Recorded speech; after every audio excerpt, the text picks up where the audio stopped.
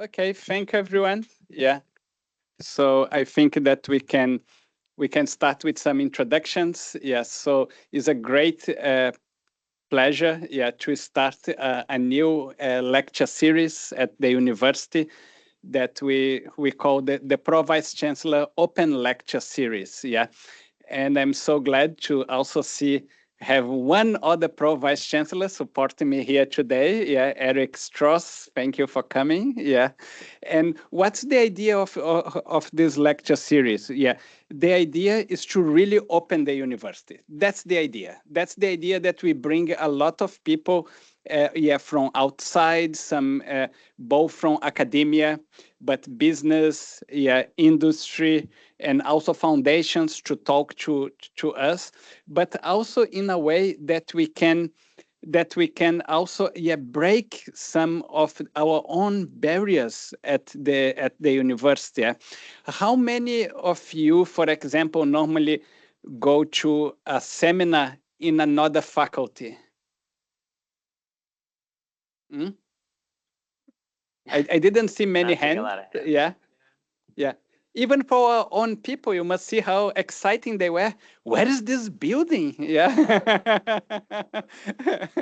And then I went and said, it's in the Faculty of Economic and Management. Where is the faculty? Yeah. And that's another idea that we try to open ourselves, yeah, to really get out of a little bit of our comfort zones, move around the campus, and interact with other faculties, other subjects, and also with other presenters. Yeah.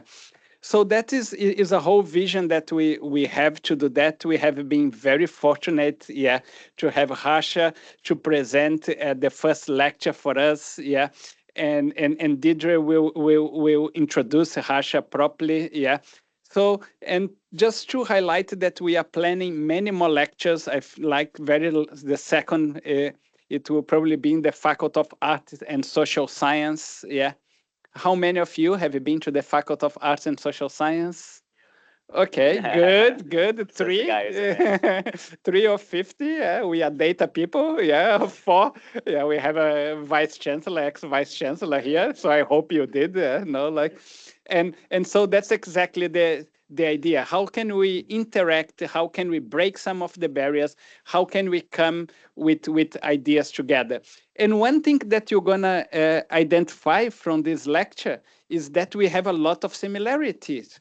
Here I can see many people from CERI. We work a lot on data. We work on biomedical research. Yeah, we also have people here from SACIMA that work on modeling and a lot of health economics. Yeah, we have people here from the Faculty of Science that work in microbiome, which may also find quite important, yeah, how one can also start using, for example, health economics to understand that, yeah. And we have people even from chemist. You are a chemist, Eric Strauss? Biochemist, yeah. that also to do that, and that will be the whole idea. And what I would really suggest after the lecture finish, that you don't run. Yeah, we're gonna have a little bit of refreshment, and that we use that to try to meet at least 3 different people that's not from your research group. Yeah, from across that. Yeah.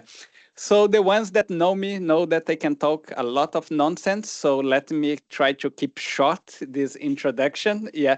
But to say that's great and very exciting, yeah, to host the first Pro-VC Open Lecture Series in partnership with the Faculty of Economics, yeah, and Economics and Management here at Stellenbosch University. So I would like to invite the Vice Dean to come and introduce the speaker, which is his selection of the speaker, and also to give an introduction why it is important to us to really focus on the topic, yeah, beyond the silver bullet. Thank you, Deidre.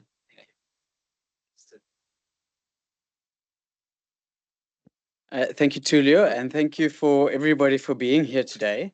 It's wonderful to see a different audience in this room for a change and to really open up things. And I really welcome this initiative, Tulio. Also, first of all, congratulations on your presidential order, which you received 2 weeks ago. I think the university is very proud of you, and so is the Faculty of Economic and Management Sciences. So I don't think it's very often that we welcome natural scientists into this room. I speak a lot to natural scientists, and they often say, "What is it that you do?" I think today Harsha is going to bring this to us. Professor Harsha Thirumurthy from the University of Pennsylvania is what I would call a truly interdisciplinary scientist. From where I stand, he's a health economist, right?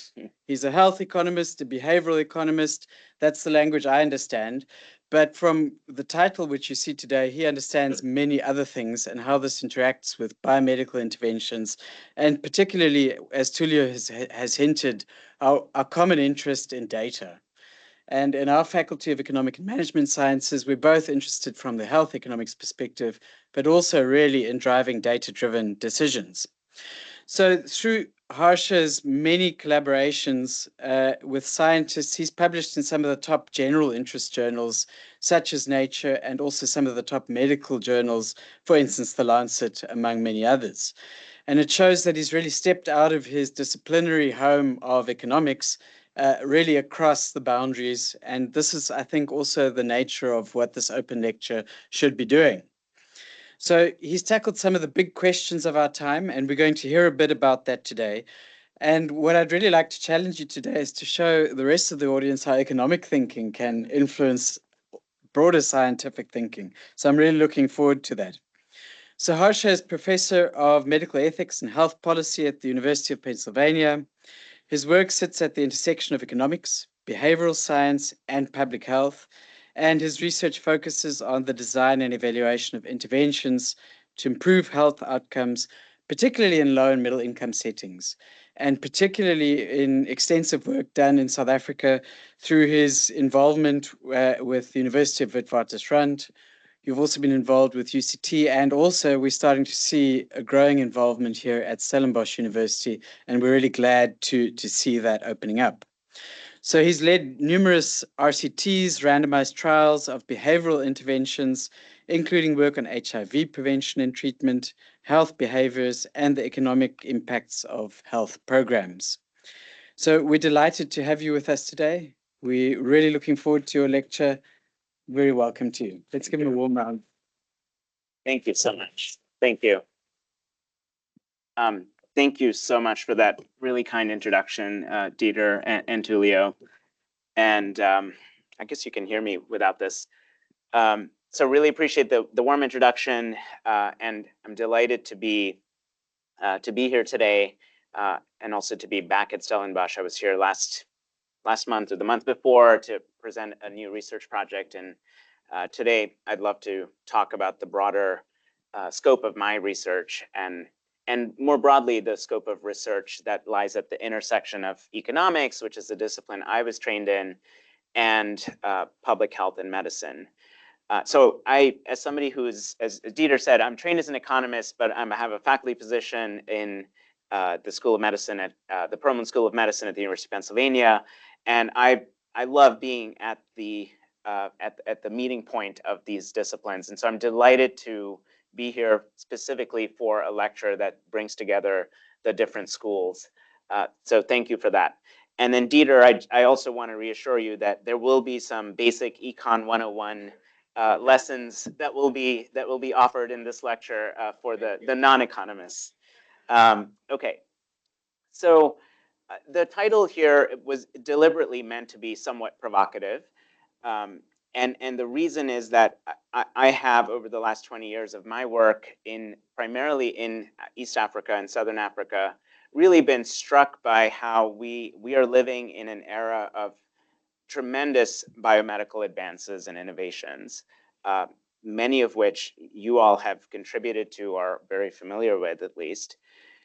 And yet we see again and again that it is often behavioral factors, structural factors, or features of the world that people actually live in that ultimately determine whether those biomedical innovations translate into improvements in population health. And I've been wanting over the scope of my own research career, and also increasingly in the collaborations that I have now, to get the behavioral scientists, the social scientists, to work more closely with the biomedical researchers, to figure out how we can address all of these factors in collaboration, and bring those to policymakers, so that we can actually improve population health, which is what we all care about. And today I'll reflect on some of those behavioral aspects, structural aspects, that I think we should be paying a lot of attention to. And so just as an overview of this talk, I'm going to focus for the bulk of it on the HIV epidemic, primarily the HIV epidemic in Africa. Partly that's because that has been a focus of my own research. And also, importantly, I think it's an incredible illustration of how the biomedical, the behavioral, and the structural come together to determine what happens in the world. So I'll reflect on some of the lessons we've learned from the HIV epidemic specifically, and then I'll talk about behavioral aspects of the HIV epidemic. What have researchers, including myself, but not just limited to myself and my collaborators, but others as well, learned about the behaviors that matter and that influence HIV outcomes? What are the policy solutions or interventions that we can bring to bear to address the HIV response, to address the HIV epidemic? So I'll talk about things like prices and incentives, but also information and ways to improve people's understanding about health services and health technologies. And then I'll turn to poverty as another aspect of this epidemic that we really need to be paying attention to, and summarize for you some of the evidence that has emerged in the last 10 years or so on poverty alleviation and the impacts that it has on health outcomes.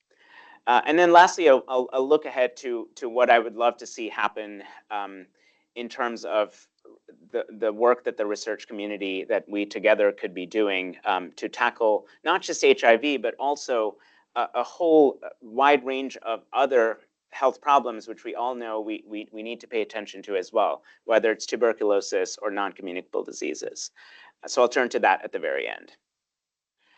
This slide, to me, it captures as well as any other slide can the remarkable public health success that we've had in this century. What it shows you is life expectancy in a number of countries in Africa as well as the world.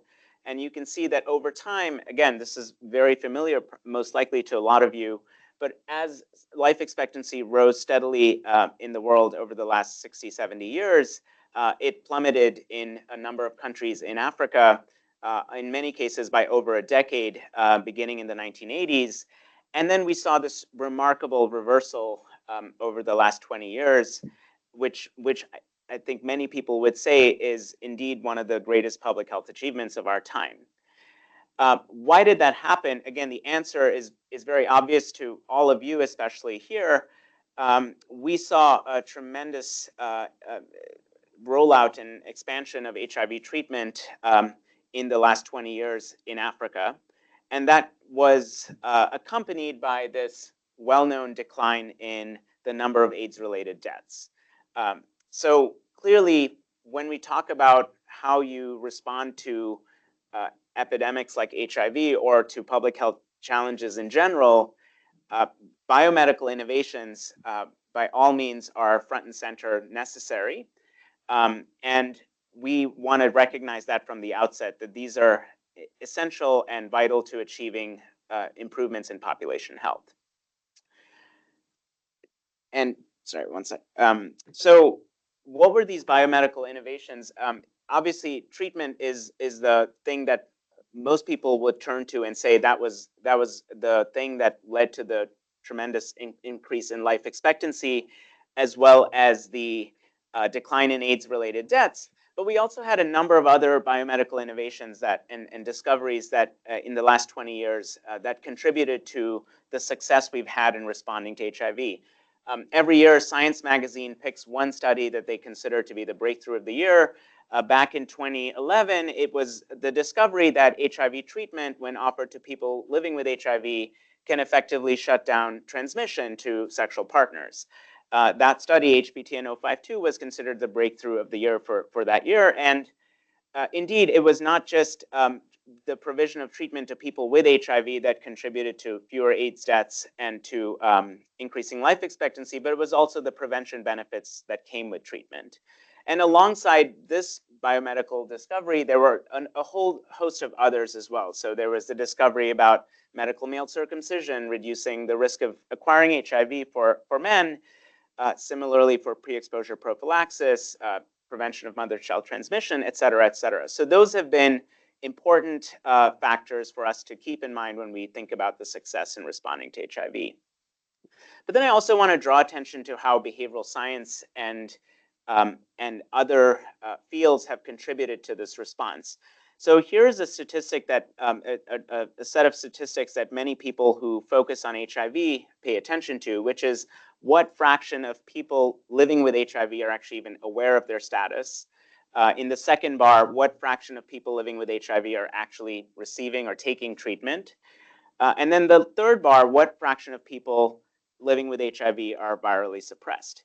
And here's where you start to see the pivot from the point about biomedical innovations being necessary but not sufficient being apparent. This is fundamentally a challenge that has to do with resources, with service delivery, with human behavior. So people have to choose to get tested, people have to have access to those services, et cetera.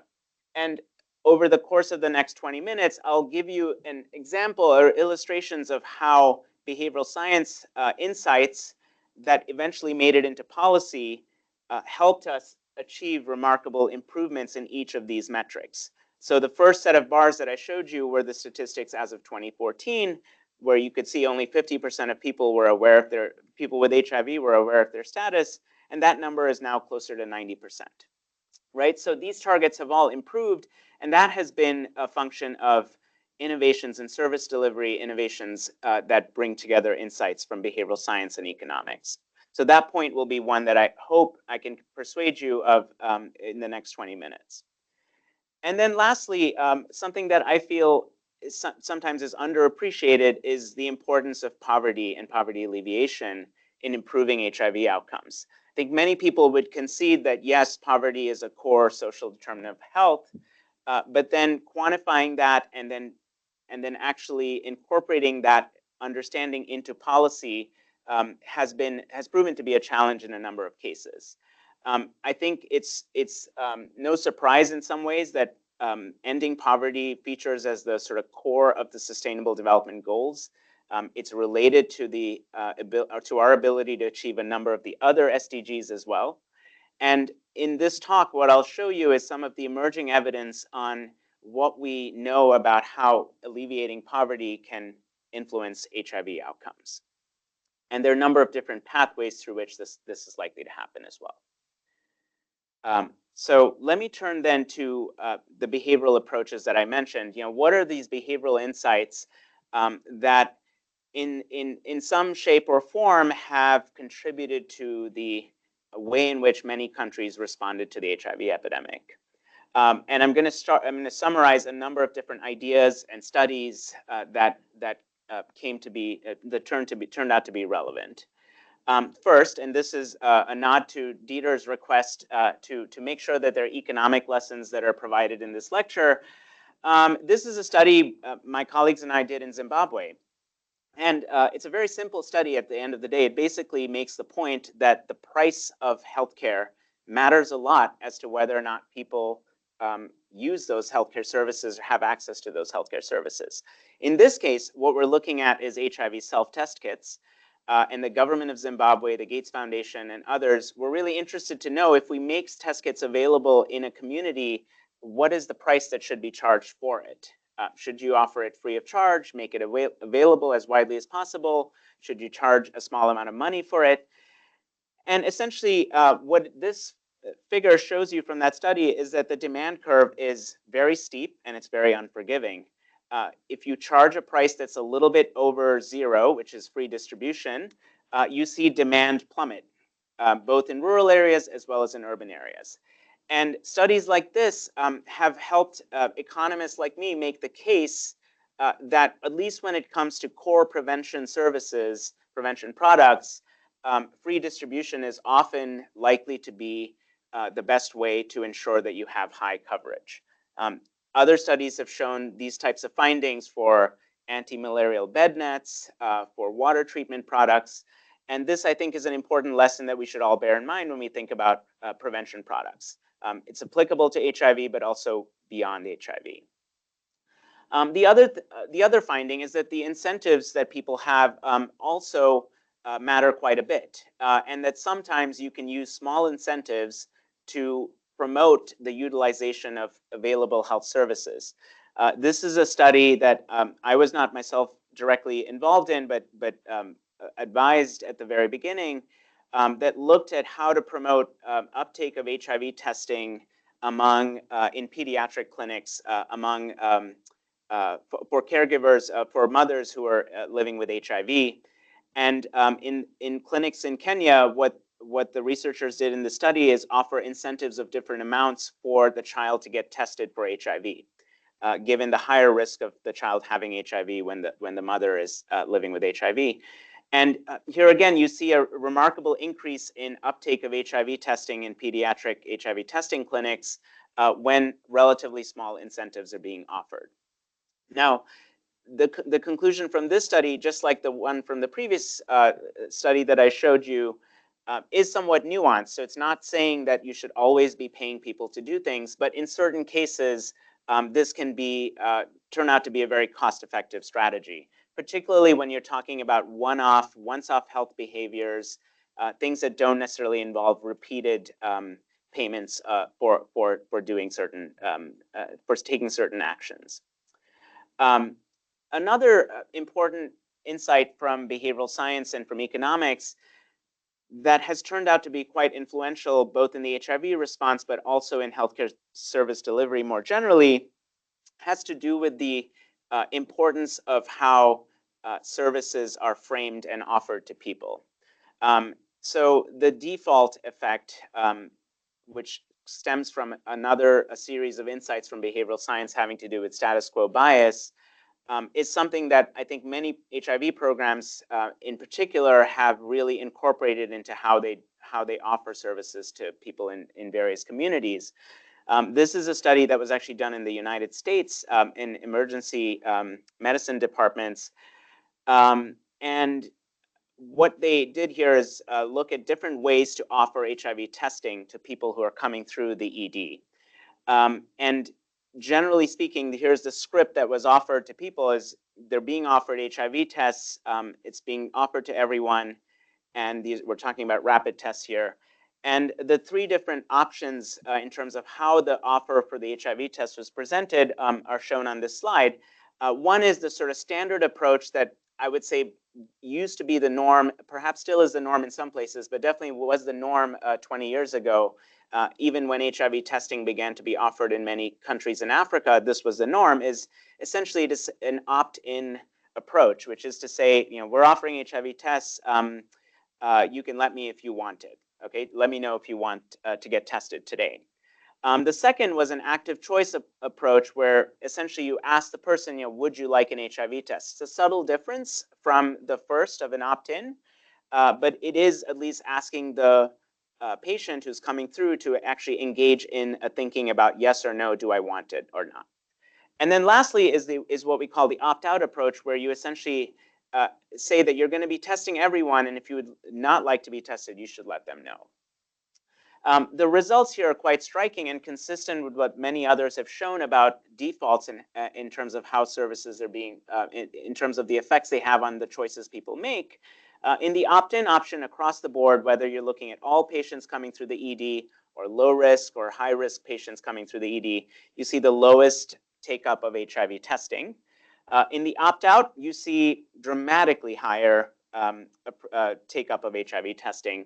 And the active choice one falls in between the two.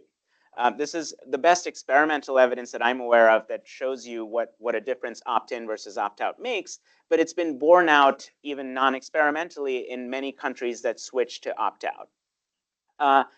Important insight here, it's sort of the key take-home point, is there are examples sometimes in which, with the same resources, the same people working at the clinics, you can achieve vastly different outcomes if you do things differently. I also then want to pivot to things that have to do with the beliefs that people have in communities about diseases like HIV. So I showed you earlier that science breakthrough of the year, which showed that treatment is a form of prevention. And we who are consider ourselves to be scientists and researchers will readily say, oh yeah, I saw the HPTN 052 study and I know that treatment is a form of prevention. But when you ask yourself, like, do people in the community and sometimes even healthcare workers themselves believe that result? You often will be perplexed to find that the answers are not as universal as they would be if you were to poll researchers about the effects of treatment as prevention. So we did a study to actually look at this, where we working in rural Uganda with researchers from UCSF, Makerere University, we asked people about what they thought was the risk of transmission from a person living with HIV to a sexual partner who doesn't have HIV at the outset. What is the risk of transmission if that person were taking treatment and if they were not taking treatment?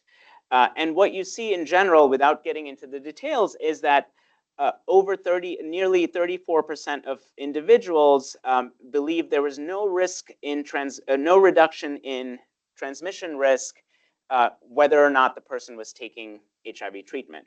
So this sort of general understanding that if a person living with HIV is taking treatment, they're less likely to transmit the virus to their partner is not universally accepted. And this is, again, a message to sort of biomedical researchers, but also to policymakers, that just having the breakthrough alone does not necessarily translate into widespread adoption, widespread acceptance. So what can we do about that? This is in some sense like a central problem if you're trying to advance the message that undetectable equals untransmittable.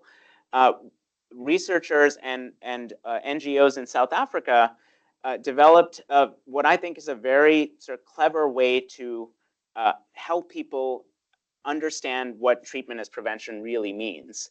And they did this using visual aids, such as bottles that contain red beads and black beads.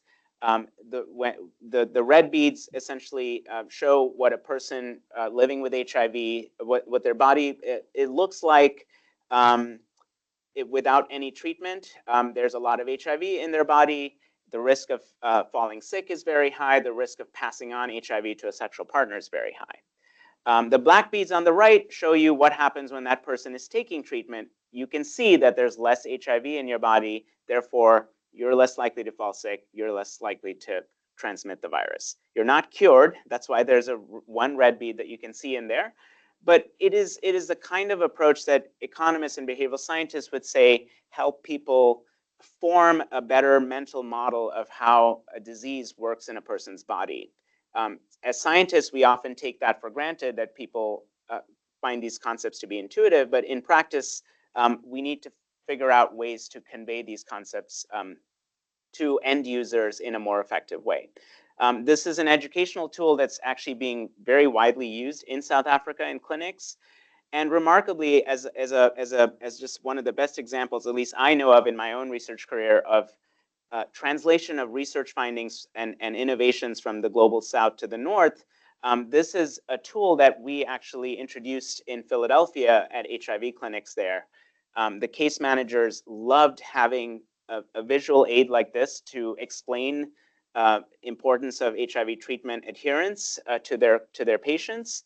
And our preliminary studies are showing improvements in medication adherence for the patients who actually had access to these tools. So I think this is just one of many cases in which we can think about simple tools, simple innovations that can lead to better HIV outcomes.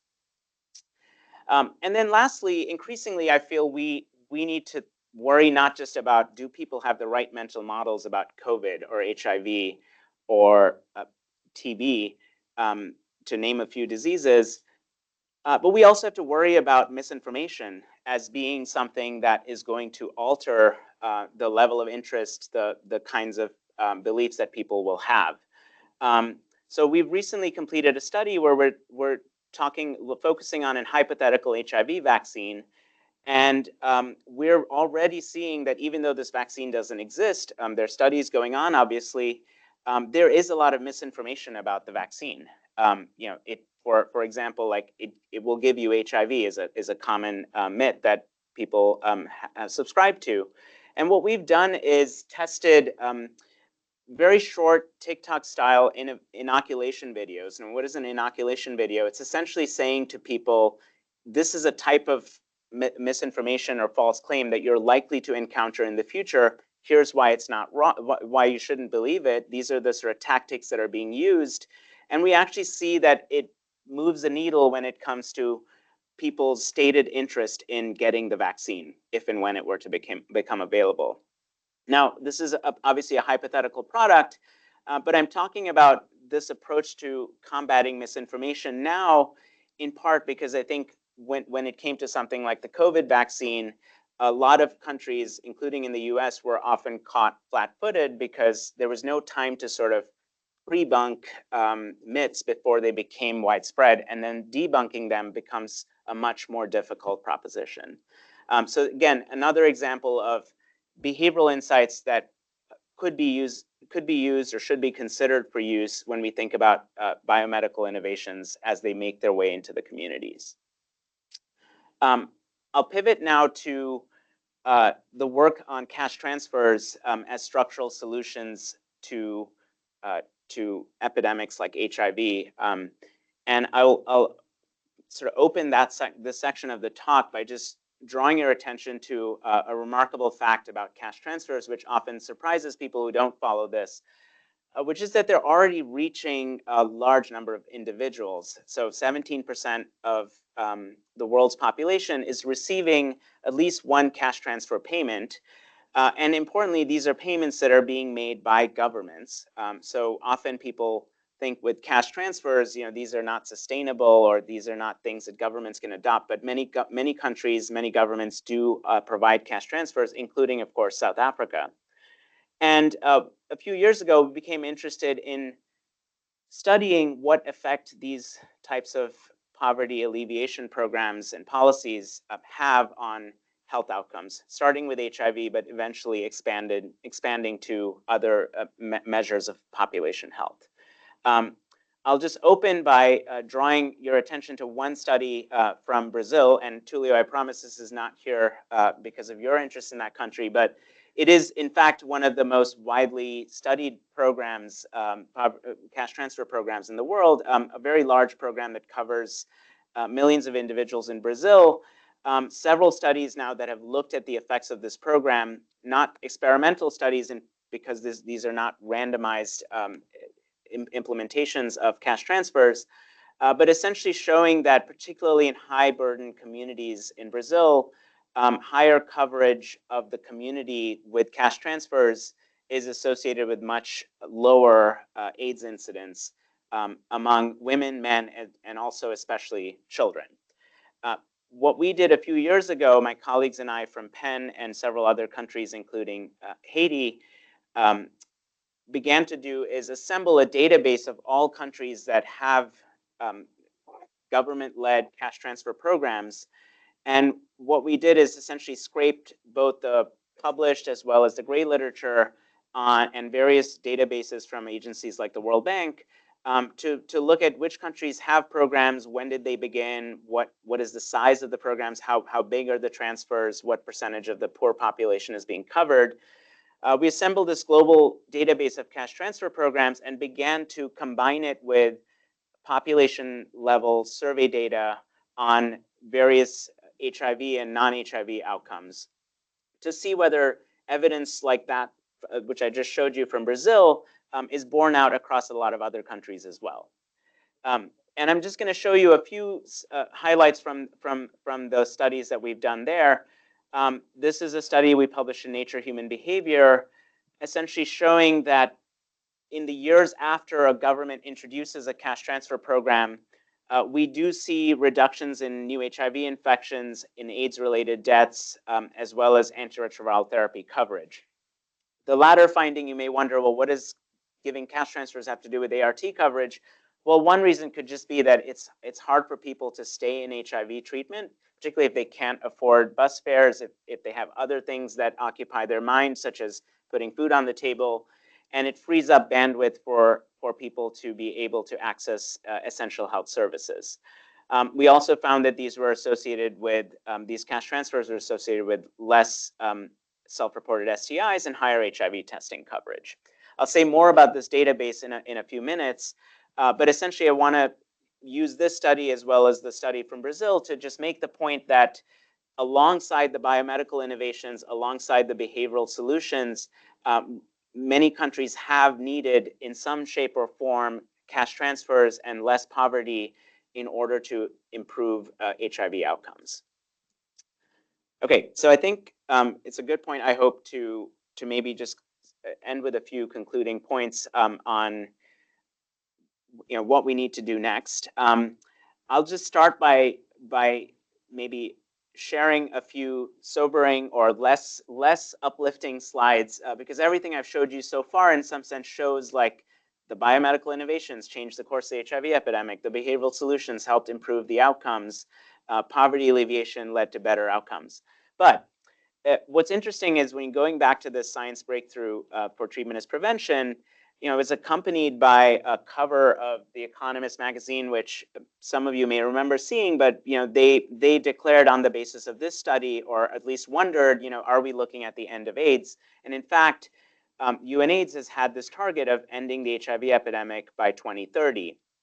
We're very far from being able to realize that. So you have to wonder then, despite all of these successes, why have we not been able to achieve these successes, achieve this objective of ending HIV?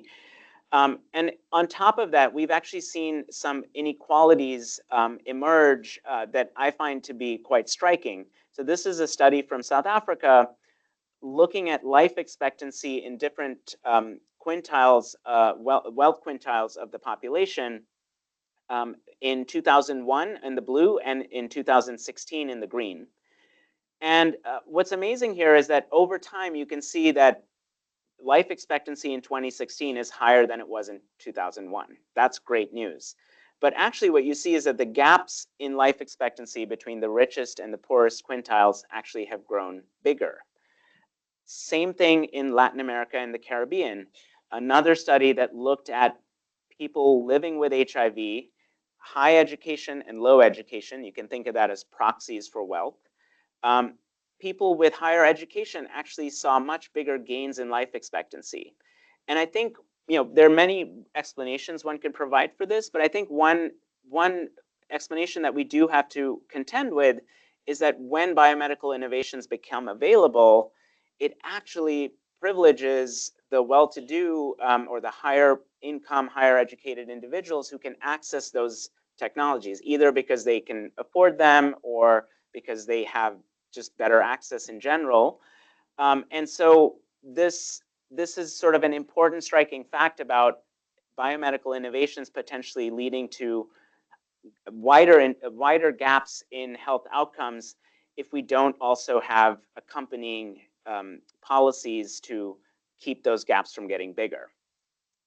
And so you can see then that sort of the punchline from all of this is that 2 decades of progress in the HIV epidemic are still now in jeopardy because we're not likely to achieve those targets for a variety of reasons, including, of course, the sort of the obvious ones about funding cuts and challenges that many countries are facing. So I want to then come back to some of these core messages that I've shared with you in the previous slides, which has to do with I think the importance of tackling poverty in a bigger and more ambitious way if we are to keep these gaps from emerging in the future when new biomedical innovations become available. We see some evidence from more recent work that uses that same database, showing that these cash transfer programs are not just improving HIV outcomes, but they're also reducing all-cause mortality at the population level. So it's not just the people who get the cash that benefit, but also people in those communities. Infectious diseases might be one reason why somebody else in the community may benefit. But you can think of other stories as well, such as the economy is doing better if there's more spending power in a community. So that's an important finding. Another one from the same study that we published a few years ago is that programs that were larger, that offered that covered more of the impoverished population or that offered larger cash transfers tended to have the biggest effects on mortality. And I mentioned that result in part because, bringing this closer to home in South Africa, there are obviously a number of social grants that provide cash transfers to individuals in South Africa. Statistics I've seen sort of show that about 3.5% of GDP is going towards social grants. And yet you can sort of wonder, based on the previous studies from other countries, is there merit to going bigger or not when we think about South Africa's HIV and TB epidemics, just to name two of the major health challenges the country faces. And that is not a question that we really have an answer to, because it hasn't been the kind of rigorous experimental or non-experimental evidence for these hypothetical policies of expanding coverage or not. So that I would pose as maybe a challenge to the researchers in this room, and something that would be a really fruitful area of collaboration. Just to sort of double down on that point, I think one of the most striking studies I've seen in the last few years when it comes to poverty alleviation and health has to do with, it comes from India, where the rations trial showed what happens when you provide food rations to households where you have somebody with active TB. And these food rations were not very large. They're about $5 per month per adult contact. And they resulted in a nearly 40% reduction in TB incidence over 2 years, right? So again, really drilling down on this point that the biomedical tools are really essential. Yes, the people with TB need treatment. We also need TPT for the contacts. But if you can layer that on with economic support interventions, you may be able to see even bigger impacts. So then, just to bring you to the towards the end of this talk, we're at another point in the HIV epidemic now where we have another sort of groundbreaking biomedical innovation, which is lenacapavir, which was the science breakthrough of the year a couple years ago. And this is a twice-yearly injection that effectively eliminates the risk of acquiring HIV. And there are a number of open questions now about whether this can be the breakthrough that changes the course of the HIV epidemic. And I would just caution with the sort of perspective, with my hat, sort of behavioral science economics hat, that we need to be thinking about some of those same things that we had to reckon with for HIV treatment. Inoculating people against misinformation. There's already a lot of misinformation about an injection that people get 2 times a year. We need to be working with behavioral scientists to figure out how do we keep that misinformation from really from sidetracking the rollout of lenacapavir. Do we need incentives of various sorts to encourage adoption? The answer may be no, but these are research questions that we should be thinking about. And then another important one has to do with the mental models that people have. I will confess that as an economist who's not trained as a medical doctor, sort of understanding how lenacapavir actually prevents HIV acquisition is not an intuitive thing. And I think in the general population, we need to be working on how to educate people about that. So just a few of the types of behavioral science biomedical collaborations that I think are necessary going forward. And I will just sort of close by expanding this even beyond HIV. We have so many other biomedical innovations that have captivated people, GLP-1s being a big one. My 2 colleagues of mine, Mo Ali, who is a cardiologist at Emory, and Nikhil Sudarshanan, who's a behavioral scientist, and we had a commentary about how we still need to be thinking about behavior change, because there is a camp that thinks, okay, well, the GLP-1s essentially obviate the need for dealing with poverty when it comes to diabetes, hypertension, other diseases like chronic diseases. It also obviates the need for getting people to do whatever, exercise, healthy eating. And that may be true or not, but I think we've made the case that actually we probably need some sort of combination approach. So I hope some of these ideas have resonated with you all in the room and virtually. The lab that I co-lead at Penn is working actively on a number of these types of research questions. So encourage you to look us up if you're interested. Also, the INLAILA initiative that Dieter mentioned at Wits University is also tackling some of these questions. And I am open to questions as well as opportunities to collaborate.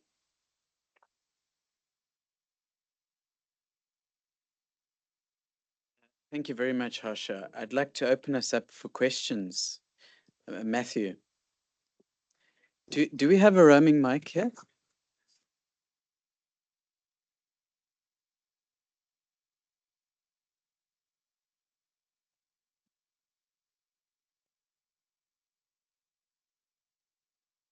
I was curious why the gaps in health outcomes by income is potentially problematic when, as long as you're seeing kind of improvements for all groups. Like, what is why might the gaps be problematic?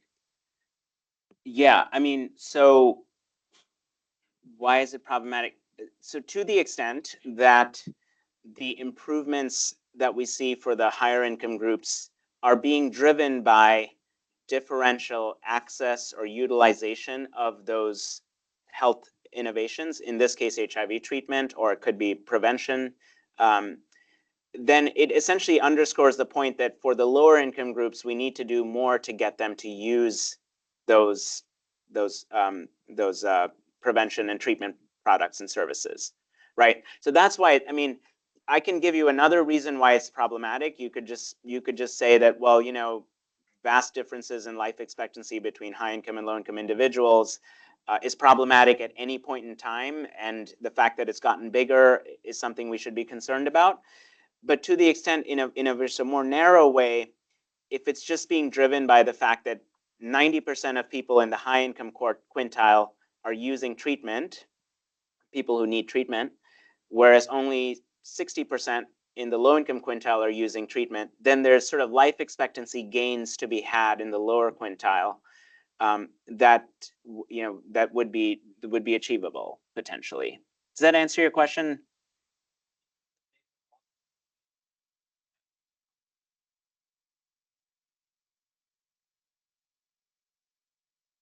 Yeah, so it could be. I mean, I think I think the fact that those statistics are being observed, like we're seeing those gaps, 10 years, 15 years into the rollout of treatment, makes me worry that that's not what's going on. But sure, like a year into things, if you see a gap emerge and it's being driven by early adoption, then you may be like, sure, the lower income groups will catch up. But yeah.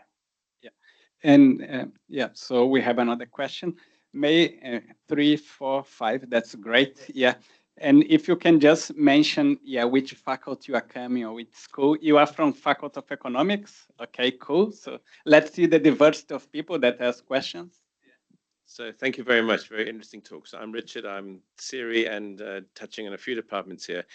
Building on that question, I mean, I think that phenomenon isn't just a low-income country. I think the US would have a very similar kind of statistic for that. And I'm curious, and you could also probably apply it to cancers treatment as well. And what struck me is how universal it is for so many different diseases for all across the world. And maybe I was going to ask a very similar question. How do you think that the globe can adopt this mechanism? Because we always tend to look at it through an LMIC lens, and the US has got a very similar problem for this regard, as does Europe. My question I was just going to ask is, the striking thing from there was the misinformation component. I think that's going to be a huge challenge going forward. And what are your thoughts on how do we get I suppose, big tech involved? Because there's a lot of money in spreading misinformation. There's not a lot of money to stop it. Yeah. So I'm very curious in your thoughts. Okay, so thank you for those questions. I'll say that the first one is easier to respond to than the second one. So I really appreciate that first question. In fact, last night when I was updating these slides, I almost thought to include another study from the US that shows that exact same widening gap from the US. And I didn't include it just because I was like, there's too much here already. But I wish I had, because I think the point is spot on. Like, it is something that we deal with in the US as well. And my colleagues and I at Penn, we have a couple of projects where we're, again, sort of advocating a similar approach where you need structural solutions to really close these gaps. Because in the US, I would say it's less about treatment, but more on the sort of prevention access that we see these gaps emerge. So if you look at PrEP coverage by income quintile, say among MSM, you see big differences emerge. They look very similar to that South Africa or the Latin America Caribbean case. So I really appreciate the point. And in fact, I should just underscore, I probably should have mentioned this, is that a lot of those points I made in this talk about biomedical, behavioral, and structural, this is not a like, oh, people here need to pay attention to this. It's not relevant in the US or in Europe. In contrast, I do think it's a universal thing. And when it came to the GLP-1s, the commentary, we were thinking more about high-income countries in that case.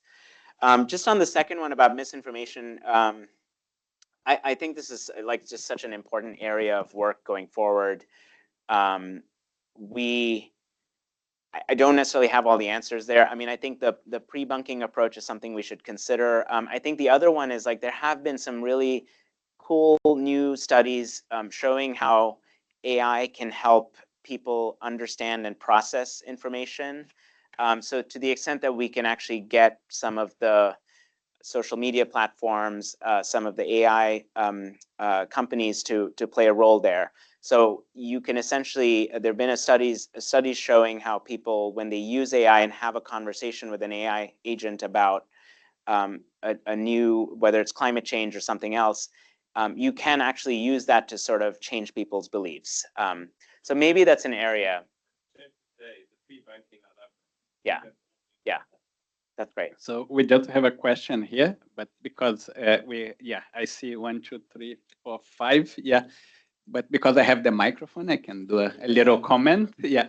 First, I wouldn't consider the US a developed country in health. So you don't need to defend that. And a few of my pieces in the New York Times recently, I highlight that. And so that's quite. And the second, that's something that we do a lot. It's about science communication. So tomorrow we are hosting a pre-conference on the International Communication Association. We brought a lot here, the GEM. We have professional journalists that we employ every month. So please get a copy, because it's very important to fight misinformation. Thank you very much, Prof, for this talk. I'm Asena. I come from the International Studies Faculty, Arts and Social Science. So I was very skeptical at first about attending because I thought it was going to be very technical and I was going to get confused throughout the entire event. But thank you very much. The visual illustrations helped a lot and I managed to get along just fine. I wanted to ask my question specifically towards the SADC region, the Southern African Development Community. We know healthcare in this region of the world is very centralized, top-down approach by the government. And that is good, but at the same time, it creates a lot of administrative barriers or bureaucratic delays. So from your research and case studies, how do these local or community structured platforms mitigate these bottlenecks? And at the same time, how do they maintain the data integrity that is required by international donors and funders? Specifically for health service delivery? Yeah, health services. Yeah, I mean, this is something that my colleagues in Leila and I have been quite focused on, which is, how do you reduce some of the frictions that come with seeking healthcare? So you often hear the comment that people don't go to the to the health clinic because they fear either long wait times or being reprimanded for having missed appointments, et cetera. And I think again, this is not, there are no easy fixes to this problem, but we have seen a number of studies that essentially show how getting services closer to people, so simplifying processes, can help you overcome some of these gaps. So there have been a number of innovations. Folks in this room may be more familiar with them than I am when it comes to things like how frequently do you ask people to come back for medications? If you say you have to come back every month, you're introducing both a lot of demands on a person's time. You're also potentially contributing to clinics being more overcrowded than they need to be. And there has been shifts towards dispensing medications, say, for longer periods of time. Like that'd be the kind of innovation that would be a win-win both for the health system as well as for the people in the community. Implementing that has proven to be more challenging in some places, but that I think is one example of how you could do things differently. Yeah. Thank you. Just here, we cannot only have men asking questions. Ronelle, there you go. Token female. Harsha, I love the fact that one of those slides were from a paper of mine, the breeding camp slide. Oh my God, I missed that. So that's great. I hope I got it right. Totally. Conclusions. And it's part of what I want to speak to, because I think the gap that one sees globally, like you alluded to, is now not a big part of that is trying to understand sort of where the burden of disease comes from, but also access to treatment. It's not about access to treatment. Often it's about take-up of treatment and solving that problem. I think that's exactly where I also think the attention should be focused. On vaccine, I wanted to ask you what you think about the Heidi Larson perspective. That it's not Heidi Larson's perspective, that it's not about the actual miscommunication, because what we saw with COVID is that people were simultaneously believing a lot of weird stories that could not all be true at the same time. And she said it's about why you choose to believe these things, that fundamentally it's about distrust. And that is quite a difficult and challenging thing to address because political and social, about marginalization. And about inequality, essentially. So it's a bit of a chicken and egg thing. Yeah, I mean, that's a great, thank you. That's a great question. It's something I have been wrestling with as well in some of the research projects. So we're embarking now, it's the very early stages of embarking on a project in Pakistan where, again, if you think about sort of pockets of the world where childhood immunization gaps are the highest, Pakistan is one of them. And there's sort of a question there about why are caregivers not vaccinating their children, and you can say, well, some of it is misinformation, but the other story that's emerging, sort of very consistent with Heidi Larson's point about the sort of lack of trust in institutions, and specifically in this region of Pakistan we're working, like the government's very interested in seeing whether just an unconditional transfer that takes care of people's needs maybe helps restore some of the trust that people have in government services, in health facilities.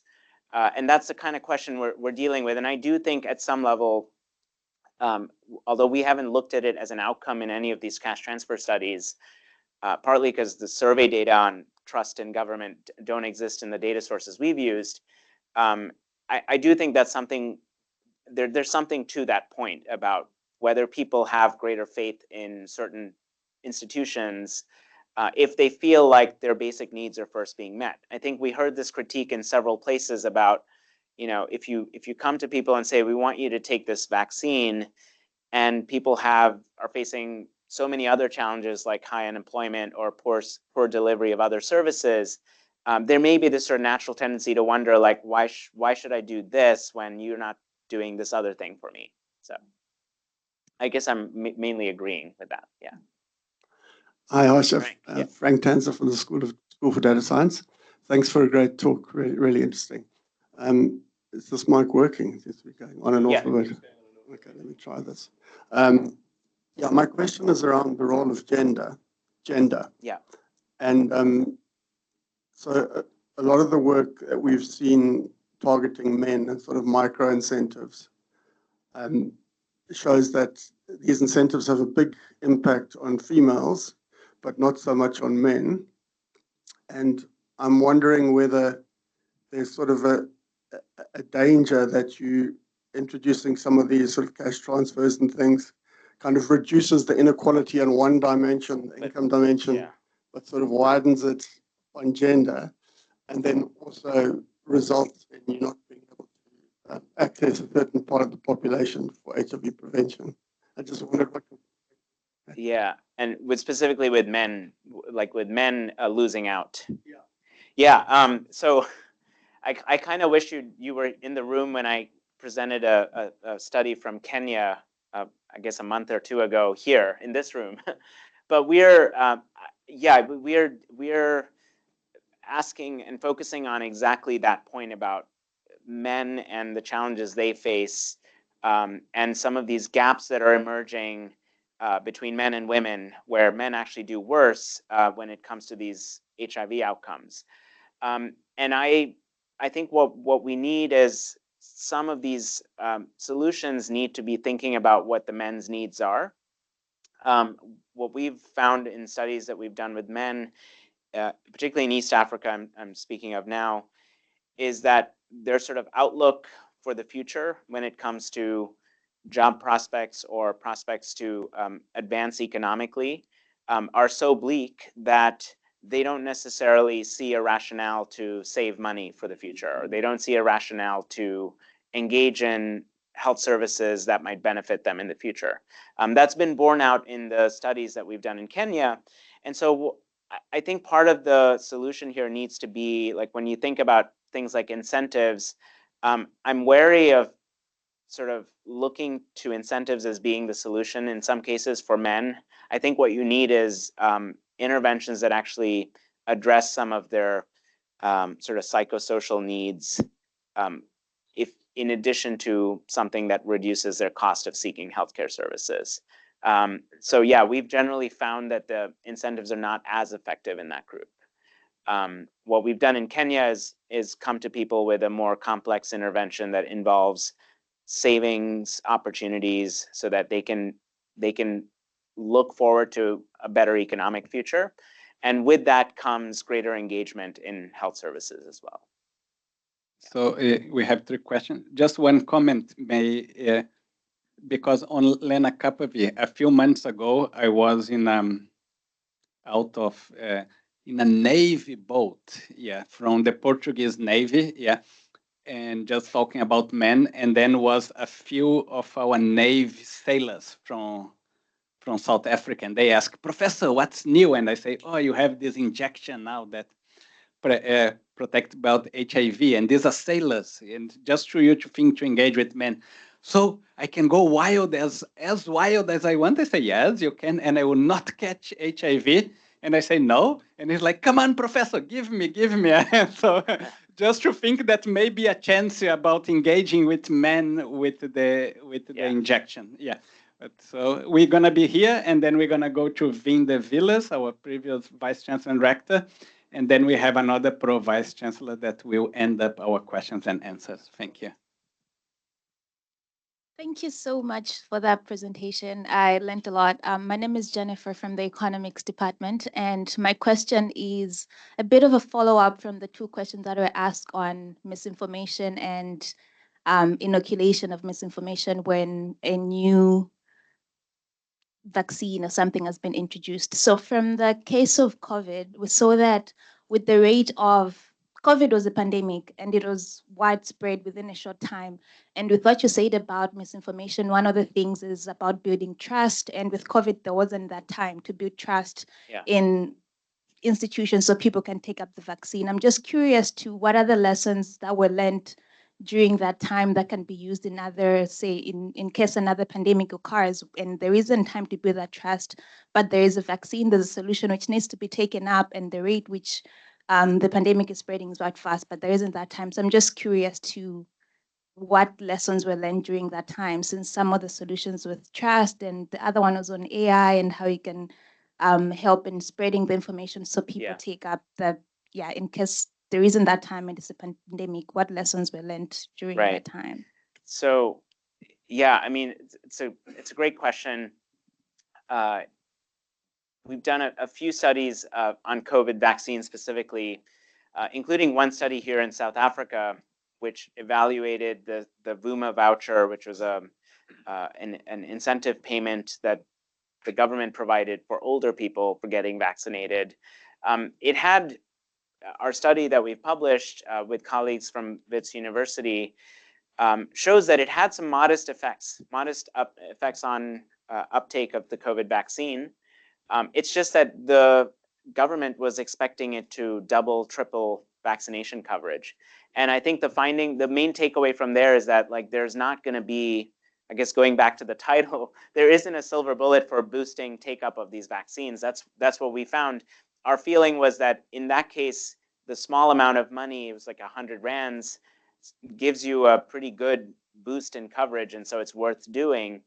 But often you find that governments have really ambitious expectations for these interventions. So that's just one lesson in general is there were no sort of silver bullets when it came to increasing coverage of COVID vaccines, and there probably won't be for the next vaccine when it comes to increasing coverage.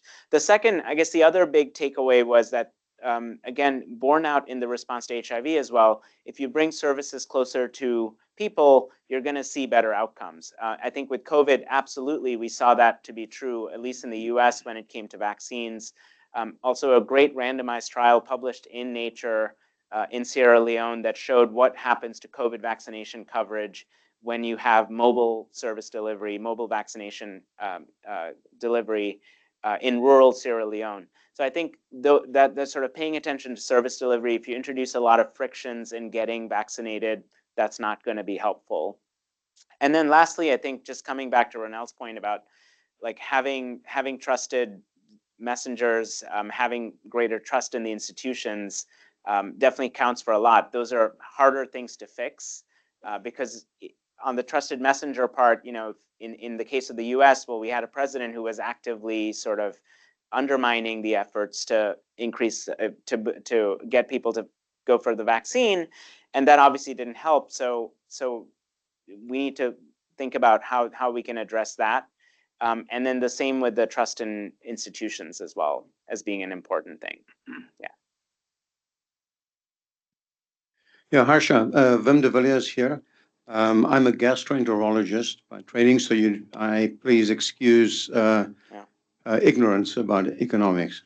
That's great. You emphasize, great talk, you emphasize the efficacy of, or the effect of cash transfers as a way of poverty alleviation and decreasing, improving HIV outcomes and actually generally population health. Yeah. So poverty, that's a implementation of something for poverty alleviation. But that's only one of the three big problems we have, which is poverty and its inequality and its unemployment. Yeah. So I read an interesting piece by Roy Haferman from our own Bureau of Economic Research yesterday, where he pointed out or made the case that yes, poverty, the cash transfers led to some interesting effects on poverty alleviation, but to tackle the three big problems, poverty, unemployment, and inequality, it would make more sense, would be more effective to focus overall on increasing economic growth. Yeah. Yeah. So first of all, kudos. That was an incredible question, given that you don't have an economics background, but you hit like you really did hit the nail on the head in the sense that that's an important point. So what do I have to say in response? I mean, when I talked about sort of structural solutions, what I had in mind initially was just people need to be in a good economic situation in order for challenging diseases such as HIV, chronic diseases, to become less of an issue over time. How do people find themselves in better economic positions? I focus here on cash transfers in part because that's the thing that's been studied the most, but you're absolutely right that economic growth will alleviate poverty, generally speaking. Not doesn't always have to be the case, and we've seen examples of countries where growth was not accompanied by reduced poverty. I think what's been the case is that sometimes the sort of way to get to economic growth is more challenging than like we don't have as many of the sort of solutions there in terms of how to boost economic growth. I mean, if you just to keep this sort of very focused on South Africa, obviously this is a central challenge the country faces, both how do you boost economic growth, also how do you increase employment, and absent sort of solutions or efforts to do that, we've turned to cash transfers as the way to ensure that there's a floor that people don't fall below. But I would just concede the point that you don't need cash transfers alone. Like, cash transfers is not the only way to ensure that the structural problems are being addressed. You could do it through a jobs program. You could do it through more economic activity in a community, in a country. The question and the challenge for folks in this room and for all of us is really like, okay, well, how do we make that happen? And we've just made the point that job creation has been so challenging in some places, not just South Africa, but also in some of the lower income communities in the US, that more and more municipalities and even in some cases state governments are turning to guaranteed income programs as a way to at least ensure that poverty and poor health are not outcomes that suffer. Another thing to say about this, as we see, there was a question earlier about AI.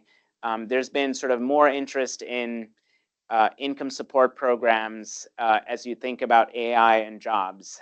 So now I'm going a little bit farther from the economic growth question that you had. But I would just say for South Africa specifically, like if there was a way to create jobs or if there was a way to achieve economic growth, particularly in the short term while we're dealing with these diseases, while we're dealing with high poverty, like absolutely we should be doing that.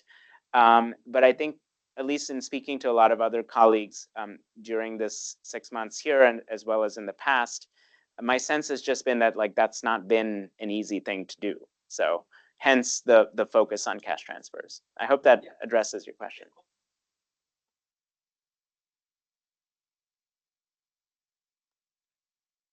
Okay, so there's an online question from Joel Alokwe, an African Star Fellow. He says, when an HIV positive pregnant woman develops a complication like postpartum hemorrhage linked to ART, no single budget owns that patient. The HIV program avoids screening to keep costs down. Maternal health shifts blame. Yeah. And then in bold, he asks, who should pay and what institutional reform would align incentives across these silos? Gosh, I mean, I feel like that's a question I should turn on some of the other folks here.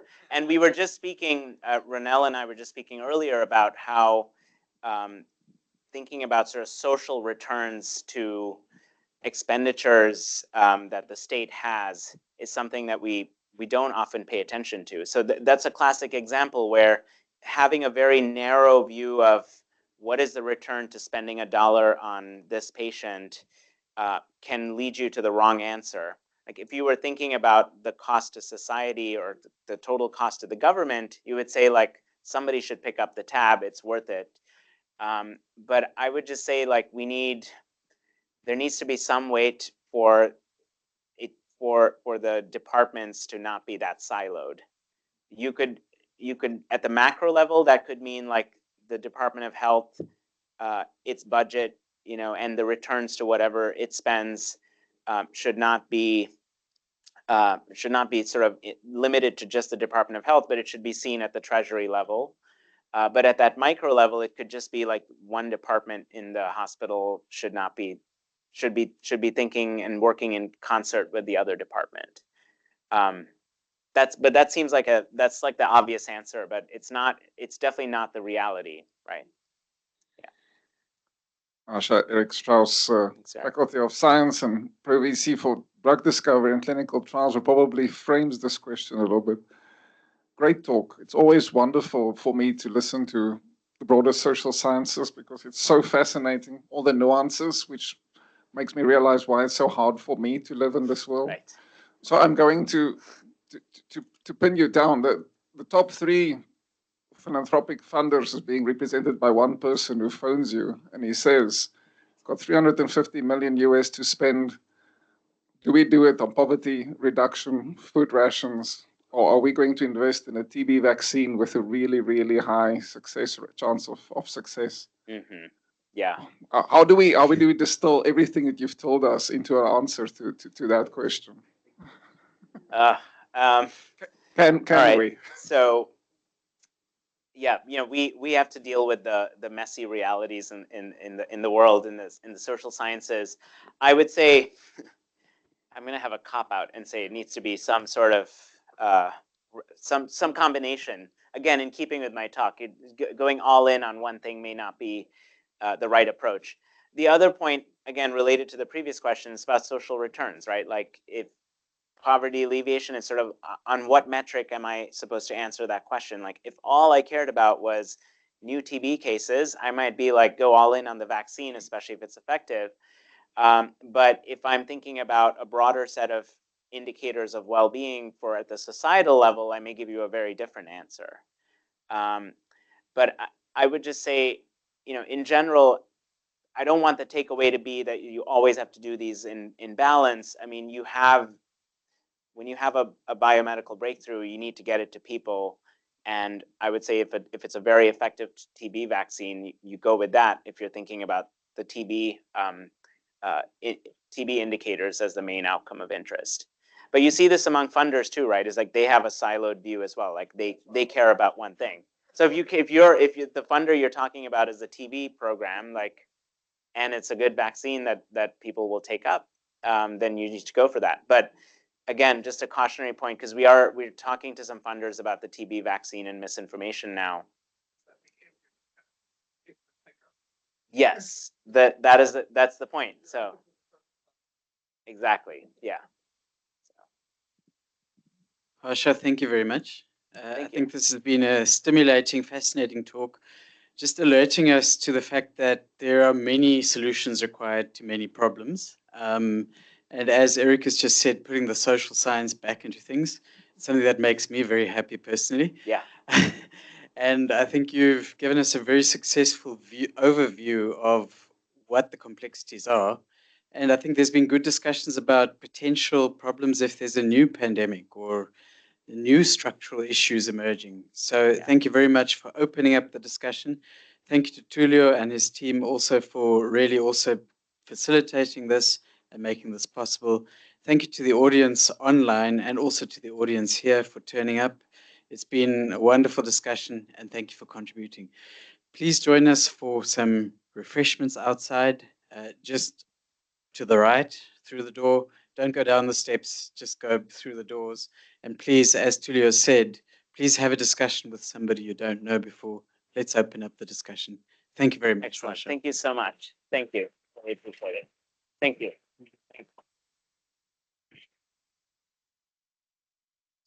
Oh, amazing. Such great questions. Yeah, I'm so glad I could do this. Yeah. I hope it was like the right level of, okay.